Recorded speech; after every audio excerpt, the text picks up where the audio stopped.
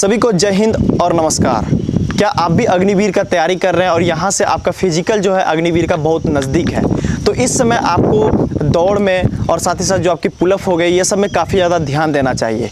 तो आखिर ये 1600 मीटर का अगर हम रेस बनाना चाहते हैं 5 डाउन या 5-5 या 5-10 के आसपास, तो इसके लिए हमें क्या टिप्स फॉलो करना चाहिए। अगर आप इस वीडियो को अच्छी तरह से देख लेते हैं, इसमें मैं आप सभी को पूरा चीज़ बताने वाला हूँ। वर्कआउट में आपको किस तरह से करना है, साथ ही साथ डाइट प्लान में आपको क्या लेना है, साथ ही साथ आपको अगर इंजरी हो गया तो उसे कैसे ठीक करना है। जो आप बहुत बड़ा गलती करते हैं वर्कआउट के दौरान, तो वो क्या क्या गलतियां हैं जो आपको नहीं करना, और जो पांचवा है कि आपको सप्लीमेंट क्या क्या यूज़ करना। तो इस वीडियो के थ्रू मैं आप सभी को ये सारे चीज़ के बारे में बताने वाला हूँ एक एक करके। भले ही वीडियो लंबा होगा लेकिन आपके लिए बहुत ज़्यादा इफेक्टिव। तो वीडियो को अच्छी तरह से देखें, और चैनल पर पहली बार हैं तो चैनल को जरूर लाइक शेयर और सब्सक्राइब करके जाएँ। साथ ही साथ कहना चाहूँगा, अगर आप ऑनलाइन ट्रेनिंग लेना चाहते हैं, अपने घरों पर रह के तैयारी करना चाहते हैं, तो आप मेरा ऑनलाइन ट्रेनिंग सेशन ज्वाइन कर सकते हैं, जिसकी फ़ी आपको लगेंगे मात्र 499 रुपये महीने के, जिसमें आपको डेली का workout plan, diet plan, video वगैरह सब कुछ मिलेगा। तो अगर आप ऑनलाइन ट्रेनिंग ज्वाइन करते हैं तो 100% आपकी सिलेक्शन होगी, 100% आपकी रेस बनेगी। मैंने हज़ारों बच्चे का सिलेक्शन कराया है, आप यहाँ पे रिजल्ट देख सकते हैं। और साथ ही साथ रिजल्ट देखना चाहते हैं तो मेरे इंस्टाग्राम जाइए, बिट्टू रनर करके, वहाँ पे जाके चेक कीजिए हाईलाइट्स को। मैंने बहुत सारे रिजल्ट दिए हुए हैं और डेली बच्चे का रिजल्ट आ रहा है। तो ज्वाइन करने के लिए इस दिए नंबर पर कॉल करें या फिर व्हाट्सअप मैसेज कर सकते हैं। अब यहाँ पे चलेंगे इस वीडियो के थ्रू। जो मैं आप सभी को पहला जो स्टार्ट करने जा रहा हूँ वो है वर्कआउट। वर्कआउट किस तरह से करें, बहुत बड़ा सवाल होता है। जो इंडियन आर्मी का सिलेक्शन प्रोसेस था वो चेंज कर दिया गया था कुछ दिन पहले। जैसे कि अब रिटर्न आप सभी का पहले होता है, तो रिटर्न के दौरान बच्चे पढ़ाई में फोकस कर देते हैं और उनका रेस बिल्कुल डाउन हो जाता है। अच्छे रेस भी खत्म हो जाते हैं अगर आप प्रैक्टिस नहीं करते हैं। तो नंबर 1 यहाँ पे बात करेंगे, अगर आप रनिंग कर रहे हैं और 10 मिनट लग रहा है आपका टाइमिंग, या फिर रनिंग नहीं हो पा रहा है, तो रनिंग की शुरुआत कैसे करें, 1600 मीटर की शुरुआत कैसे करें। नंबर 1 आपको क्या करना है, लॉन्ग रनिंग पे फोकस करना है। ग्राउंड जाइए, सबसे पहले स्ट्रेचिंग करना बिल्कुल ना भूलिए, स्ट्रेचिंग अच्छी तरह से कीजिए। उसके बाद लॉन्ग रनिंग कीजिए, टारगेट रखिए 20 मिनट, 30 मिनट, 35 मिनट, 40 मिनट।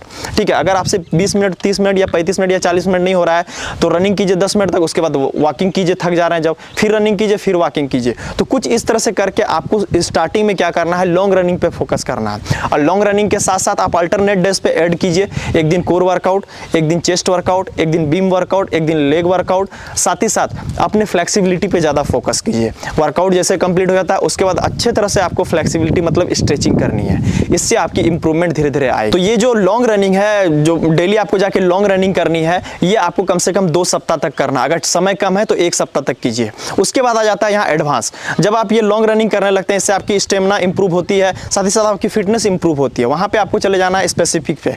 तो वहाँ पे आपको क्या करना है, एक प्रॉपर वर्कआउट प्लान तैयार करना। या तो आप ऑनलाइन ट्रेनिंग लेके एक वर्कआउट प्लान तैयार करवा सकते हैं, वो भी मेरे से, या फिर यूट्यूब चैनल पे जाइए, वहाँ पे आपको वर्कआउट प्लान मिल जाएगा, बिगनर वर्कआउट प्लान मिल जाएगा, एडवांस वर्कआउट प्लान मिल जाएगा, सारा कुछ मिल जाएगा। आप उसे देख के उसको फॉलो कर सकते हैं। वर्कआउट में ही आपको नंबर 2 ट्रेनिंग मेथड जो जोड़ना है वो स्ट्रेंथ ट्रेनिंग। स्ट्रेंथ ट्रेनिंग करना आप सभी के लिए बहुत ज़्यादा इंपॉर्टेंट है, क्योंकि जब आप रनिंग करते हैं तो आपकी मसल्स की स्ट्रेंथ होना बहुत ज़्यादा जरूरी है, तब ही जाके आप लंबे समय तक रनिंग कर पाएंगे, या फिर लास्ट के 10 मीटर या 15 मीटर में आप फिनिशिंग मार पाओगे। स्ट्रेंथ ट्रेनिंग करने के लिए आपको जिम का इक्विपमेंट्स का जरूरत पड़ेगा, एक बारबेल रॉड और वेट प्लेट का।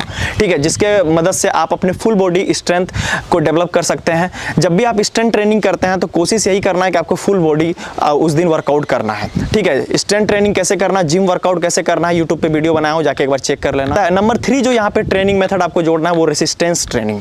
ठीक है, रेसिस्टेंस, वर्कआउट करते समय कोई रुकावट आए उसे रेसिस्टेंस ट्रेनिंग कहते हैं। जैसे कि आप कर सकते हैं हिल ट्रेनिंग, ठीक है, दूसरा टायर रनिंग, तीसरा सैंड रनिंग। ये तीनों रेसिस्टेंस ट्रेनिंग आप जरूर करें। वीक में कम से कम 2 दिन आप रेसिस्टेंस ट्रेनिंग करें, इससे आपकी बहुत ज़्यादा इंप्रूवमेंट होगी, स्टेमिना जल्द से जल्द इंक्रीज होगी।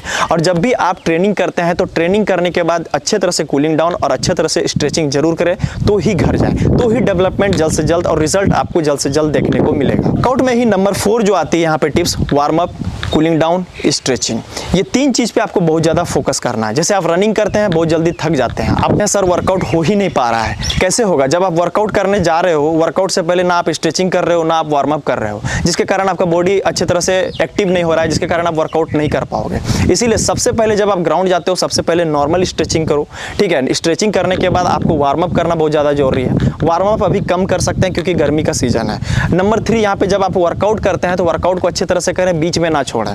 वर्कआउट जब कंप्लीट हो जाता है उसके बाद 1 से 2 राउंड कूलिंग डाउन करें। जो भी टी शर्ट वगैरह पहने तो उसको चेंज करके फिर कूलिंग डाउन स्टार्ट करें। नॉर्मली 1 से 2 राउंड आप जॉगिंग या फिर वॉकिंग कर सकते हैं, ठीक है, जूता वगैरह खोल के घास में, या फिर नॉर्मली रोड पे भी कर सकते हैं जूता वगैरह पहन के भी।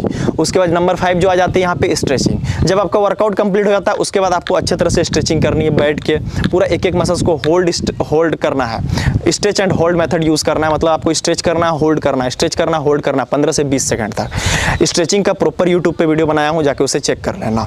तो ये वर्कआउट जो मैंने बताया कि नंबर 1 बताया आपको बिगिनर है तो किस तरह से रनिंग करना चाहिए, अगर आप एडवांस हैं तो आपको किस तरह से ट्रेनिंग करना चाहिए, आपके बॉडी में स्ट्रेंथ की कमी है, रनिंग करते समय थक जा रहे हैं, उसके लिए मैंने आपको बताया कि किस तरह से आपको वर्कआउट करना है। नंबर 4 मैंने बताया आप सभी को कि अगर आप मतलब अपना स्पीड को डेवलप करना चाहते हैं, थोड़ा स्टेमिना को जल्द से जल्द इंप्रूव करना चाहते हैं, उसके लिए आप रेसिस्टेंस ट्रेनिंग करें। और नंबर 5 जो मैंने वर्कआउट में ही ऐड किया वो क्या, मतलब एक वर्कआउट करने का तरीका कि आपको पहले स्ट्रेचिंग करनी है, वार्म अप करनी है, फिर वर्कआउट करना है, कूलिंग डाउन करना है, देन स्ट्रेचिंग करना है। तो ये सारे वर्कआउट प्लान को जब इस तरह से आप फॉलो करते हैं तो ये आपको काफ़ी ज़्यादा रिजल्ट देगी आपके परफॉर्मेंस को बढ़ाने में। वीडियो अभी खत्म नहीं हुआ है, वीडियो अभी स्टार्ट हुआ है। यहाँ पे जो टॉपिक नंबर 2 आ जाती है वो आ जाती है डाइट प्लान। एक रनर को किस तरह का डाइट प्लान लेना चाहिए। देखिए स्टार्टिंग करेंगे हम लोग सुबह से लेकर शाम तक, बहुत ही अच्छी तरह से मैं आपको बता रहा हूँ, ध्यान से सुनिएगा। नंबर 1, जब आप वर्कआउट करने के लिए जा रहे हैं या फिर वर्कआउट करने के लिए सुबह जा रहे हैं या फिर शाम में जा रहे हैं, उससे पहले आपको थोड़ा बहुत कुछ खा लेना है। नॉर्मली जैसे सुबह उठते हैं, सुबह उठते ही कम से 1 से 2 गिलास के आसपास पानी पी लीजिए,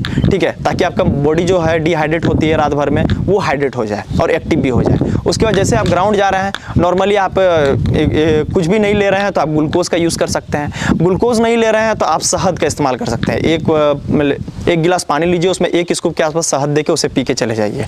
अगर आप ये सब चीज़ का इस्तेमाल नहीं कर पा रहे हैं, आप सोच रहे हैं कुछ खाएं ताकि हमको भूख लग जाता है वर्कआउट करते समय, तो आप 1 सेब ले सकते हैं या फिर 1 नारंगी या फिर 1 केला। ये करने के बाद आप वर्कआउट करने चले जाइए। वर्कआउट के बीच में जब गला सूखती है तो बहुत बड़ा अफवाह ये है, मिथ है कि आपको पानी नहीं लेना चाहिए। क्यों नहीं लेना चाहिए?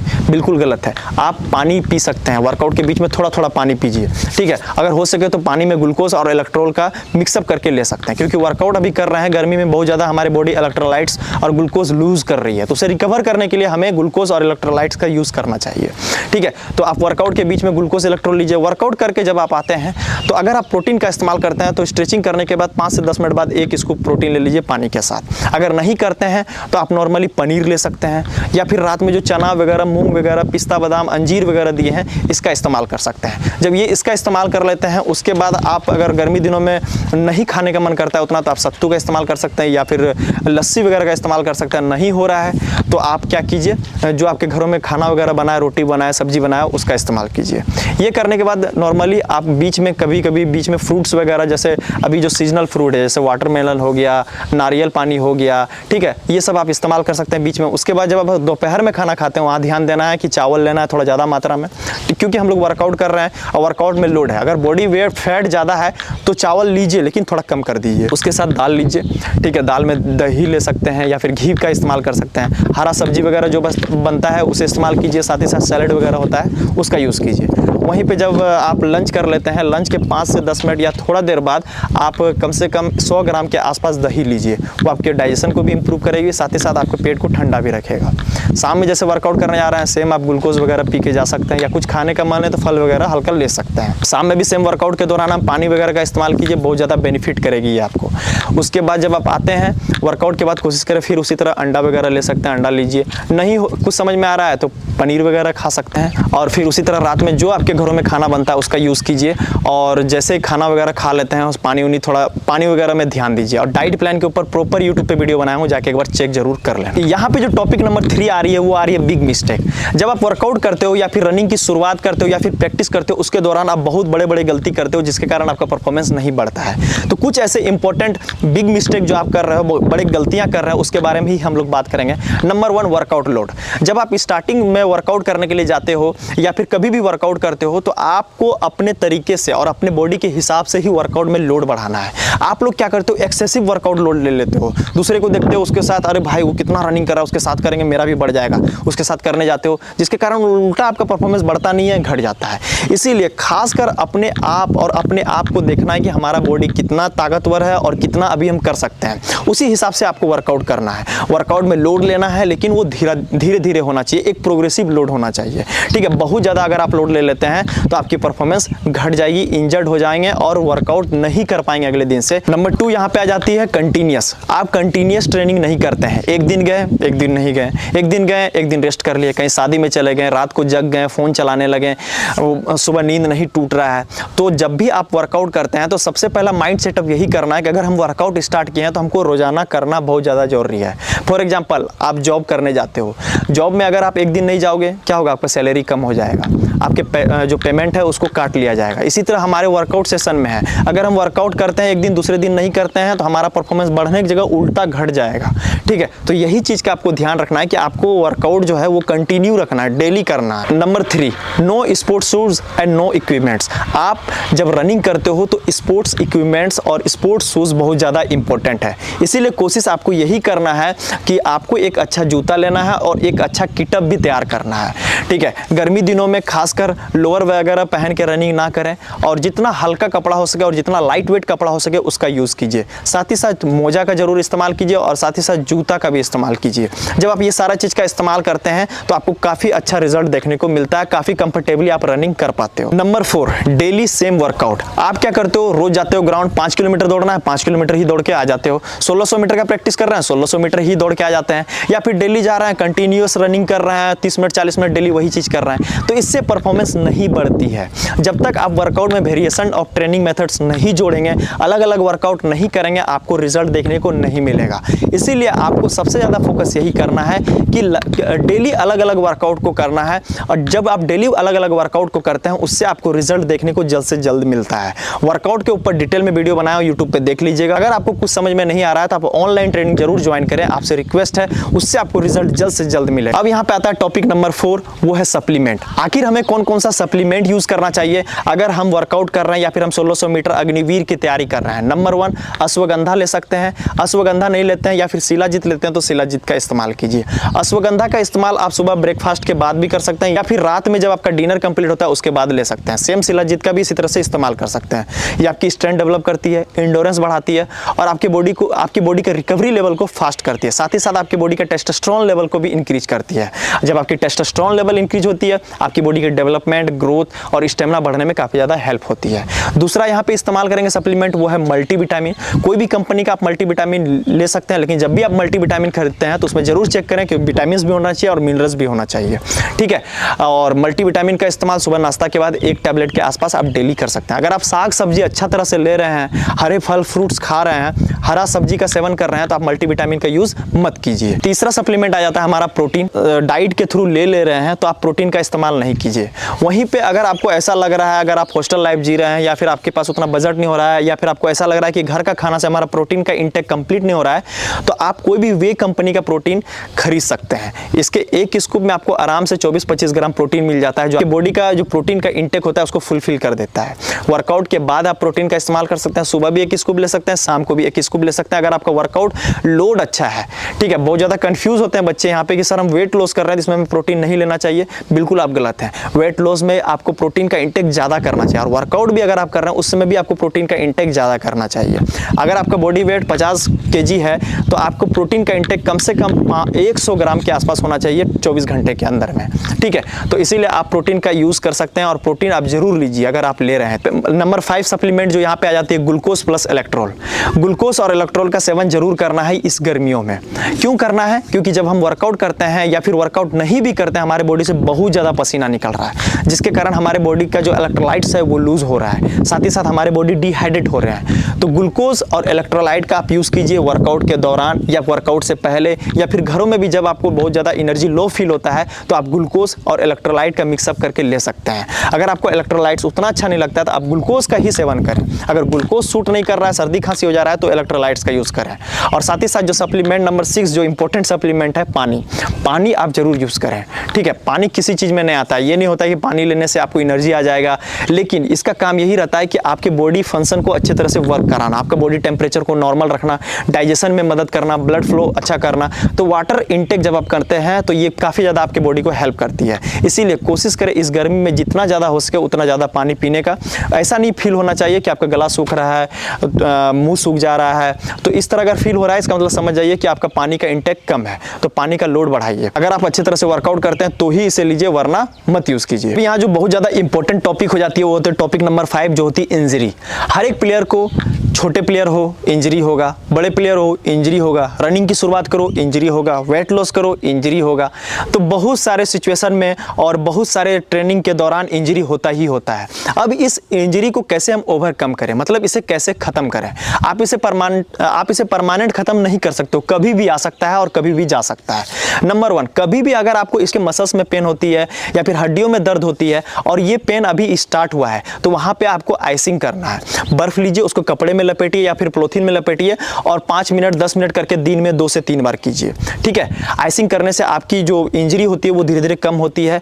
आपका जो मतलब होता है ना कि फूल जाना, स्वेलिंग आ जाना, तो स्वेलिंग को कम करने में मदद करती है। अगर यही आपकी इंजरी काफ़ी ज़्यादा हो गई है, 72 घंटा या फिर 3 दिन 4 दिन हो गया या 1 सप्ताह हो गया, 1 महीना हो गया, तो वहाँ पे आपको हीट थेरेपी करना है। गुनगुना पानी लीजिए, उसमें नमक डालिए और कपड़ा डुबा के सिकाई कीजिए। इसके भी आप 5 मिनट 10 मिनट के दिन में 3 से 4 बार कर सकते हैं। ये इंजरी कम करने में काफ़ी ज़्यादा मदद करेगी। तीसरा आप क्या कर सकते हैं, कोई पेन किलर ऑयल होता है, जैसे हिमालय का पेन किलर ऑयल हो गया, या सरसों तेल में लहसुन वगैरह डाल के हम लोग बना लेते हैं, या फिर नारियल तेल हो गया, इससे आप मालिश कीजिए, मसाज कीजिए। उस पार्ट्स में तेल लगाइए और मसाज कीजिए नॉर्मली अच्छे तरह से। ठीक है, ये भी आपकी इंजरी को ओवरकम करने में मदद करती है। साथ ही साथ कहीं भी अगर आपको इंजरी होता है तो इंजरी को ठीक करने के लिए कुछ एक्सरसाइज बताए गए हैं, तो उस एक्सरसाइज को कीजिए। जैसे सीन पेन अगर आपको हो रहा है तो सीन पेन को ठीक करने के लिए मैंने यूट्यूब पे एक्सरसाइज बताया है। नी पेन हो रहा है तो नी पेन को ठीक करने के लिए मैंने यूट्यूब चैनल पे एक्सरसाइज बताया हुआ है। तो एक्सरसाइज करके, जो आप रिहैब एक्सरसाइज को बोलते हैं, उसे आप करके आप अपनी इंजरी को ओवरकम कर सकते हैं।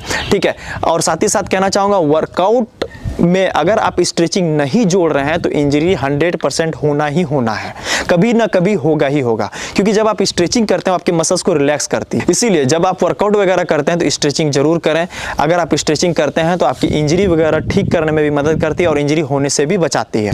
यहाँ पे जो टिप्स नंबर 5 है इंजरी को ठीक करने के लिए, वो है ड्रिंक वाटर। आपको पानी ज़्यादा से ज़्यादा पीना है। जब आपकी मसल्स डिहाइड्रेट होती है तो उसके मतलब उसमें स्प्रेन वगैरह आने की समस्या बढ़ जाती है। जैसे मसल्स स्ट्रेच हो जाना, मसल्स पुल्ड हो जाना, मसल्स में खिंचाव आ जाना। ये क्यों होता है?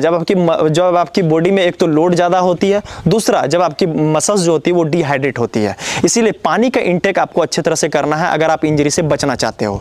तो ये वीडियो देखने के बाद आपका प्रॉब्लम बिल्कुल सॉल्व हो गया होगा। आपको ये भी पता चल गया होगा वर्कआउट हमें किस तरह से करना चाहिए। नंबर 2, आपको ये भी पता चल गया होगा डाइट में हमें क्या लेना चाहिए। नंबर 3, आपको ये भी पता चल गया होगा कौन कौन सी हमें गलतियां नहीं करना चाहिए। नंबर 4, आपको यहाँ ये भी पता चल गया कि आपको कौन कौन सा सप्लीमेंट यूज करना है। और नंबर 5, यहाँ पे आपको ये भी पता चल गया अगर हमें इंजरी होती है तो उसे हम कैसे ठीक कर सकते हैं, उससे कैसे हम ओवरकम हो सकते हैं। तो ये सारे वीडियो को अगर आप देखते हैं तो आपको 100% आपकी अग्निवीर की तैयारी हो जाएगी और हो गया।